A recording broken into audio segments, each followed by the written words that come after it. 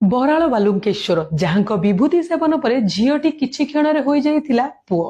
ତେବେ କଣ ଏହାର ରହସ୍ୟ? ପୁରୀ ଜିଲ୍ଲା ସତ୍ୟବାଦୀର ସର୍ବପୁରାତନ ଶୈବପୀଠ ବାବା ବରାଳ ବାଲୁଙ୍କେଶ୍ୱର ମହାଦେବ ମନ୍ଦିର। ଏହି ମନ୍ଦିର ତ୍ରେତୟା ଯୁଗର ବୋଲି ବିଶ୍ୱାସ ରହିଛି। ଇତିହାସ କୁହେ ଯେତେବେଳେ ପ୍ରଭୁ ରାମଚନ୍ଦ୍ର ବନବାସରେ ଥିଲେ ସେ ଭୃଗୁମୁନିଙ୍କ ଆଶ୍ରମରେ ରହି ଭାର୍ଗବୀ ନଦୀର ତଟରୁ ବାଲି ଆଣି ସେ ଶିବଲିଙ୍ଗ ନିର୍ମାଣ କରି ପୂଜା କରିଥିଲେ। ସେହି ଲିଙ୍ଗ ଆଜି ବରାଳ ବାଲୁଙ୍କେଶ୍ୱର ନାମରେ ବିଶ୍ୱବିଖ୍ୟାତ। କିମ୍ବଦନ୍ତୀ ଅନୁସାରେ ଆଠଗଡ଼ ରାଜାଙ୍କର 7ଟି ଝିଅ ଥିଲେ। ବାବାଙ୍କର ଜଣେ ସେବାୟତ ରାଜାଙ୍କୁ ଭେଟି ପ୍ରତିଶ୍ରୁତି ଦେଇଥିଲେ ତାଙ୍କର ପରବର୍ତ୍ତୀ ସନ୍ତାନ ପୁଅ ହେବ, କିନ୍ତୁ ପୁନଶ୍ଚ ତାଙ୍କର ଝିଅଟିଏ ହୋଇଥିଲା।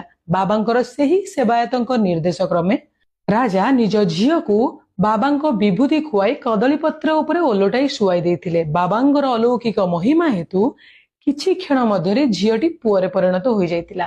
ସେବେଠାରୁ ହିଁ ଲୋକମାନଙ୍କର ଅଗାଧ ବିଶ୍ୱାସ ଭରସା ରହିଛି କି ଯେଉଁମାନଙ୍କର କୌଣସି ସନ୍ତାନ ହେଉନଥାଏ ବା ବନ୍ଧ୍ୟା ଦୋଷ ଥିଲେ ଏଠାକୁ ଆସି ମାନସିକ କଲେ ବାବା ତାଙ୍କର କୋଳ ପୂର୍ଣ୍ଣ କରିଥାନ୍ତି।